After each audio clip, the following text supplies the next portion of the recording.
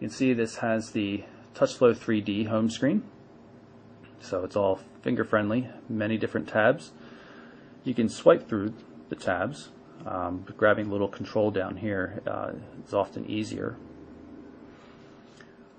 Upwards and downwards swipes also go through on-screen things, and you can grab, we're looking at contacts right here, you can grab this little slider control as well. It's a nice little system. Next tab over is text messaging, and you can get to messages by flipping around as well. Email works the same way. You can support for multiple accounts as well. Camera looks just like every other TouchFlow 3D device we've seen. You can flip through the photos, activate the camera or the video camera directly from here as well.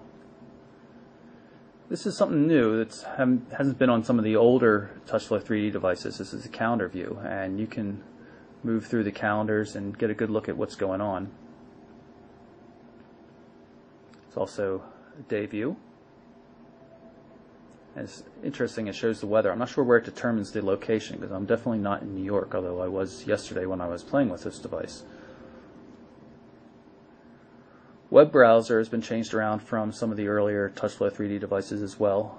It supports push pages now on the Opera browser. It's a 3G Rev A device, and it has really fast data rates. We've been getting 1700, 1800 kbits per second, which is really blazing fast. We'll load up the mobile burn website so you can see a couple of things.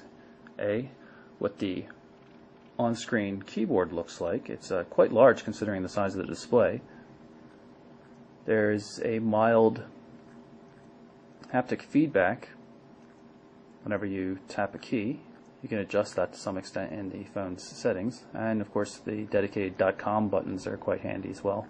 Hit the green return key, start loading up the page.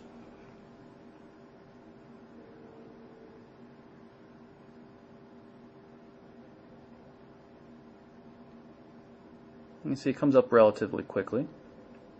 Graphics are starting to fill in right now, and you'll see some of the ads pop in as well. Now that I've got the page loaded, I'm going to show you how the zooming control down here at the bottom works. You can see I'm moving my finger left and right across the zoom control. It works in a lot of different parts of the phone, not just on the web browser. Of course, you can always double tap for zooming. It does it a little more intelligently. It's quite a handy system, and I don't think too many people will be using this for the web browser, although it might be good for looking at particular images. Of course, we also have landscape support as well. Open up the device here. Perhaps a little bit better suited for browsing real websites, and with that high resolution and large display, it really is a good web browsing experience. You can read everything quite well.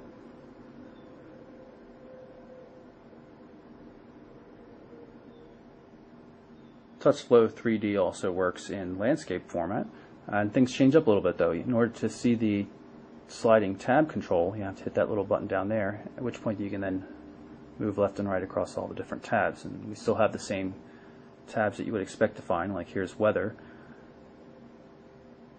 Just adapts to portrait versus landscape mode. It works very well. All the tabs are very well configured. Stock quotes, music player. As with other TouchFlow 3D devices, the music player is not all that useful. It's just in song view. There's no real way to flip from one album or play a particular album or anything like that.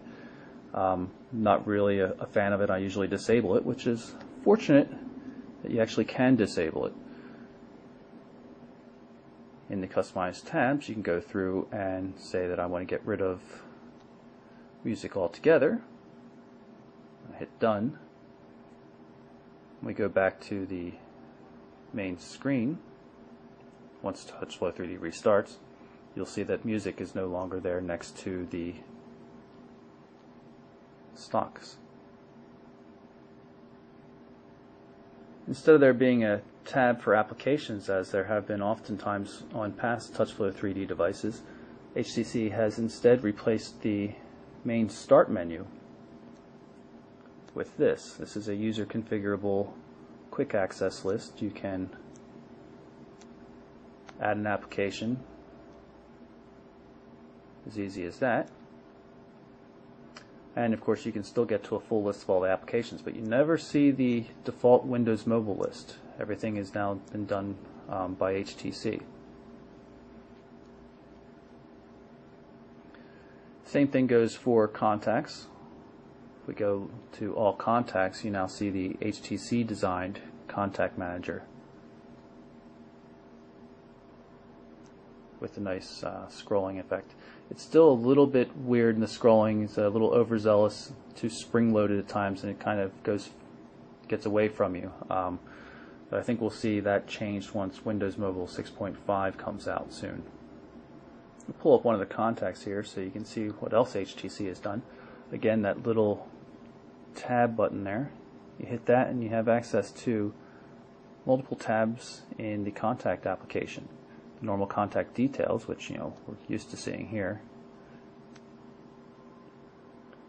as well as messaging. It'll keep track of all the messages that have gone back and forth with that contact, email messages as well. You can even link it to Facebook profiles to see status updates, and of course there's also a call log.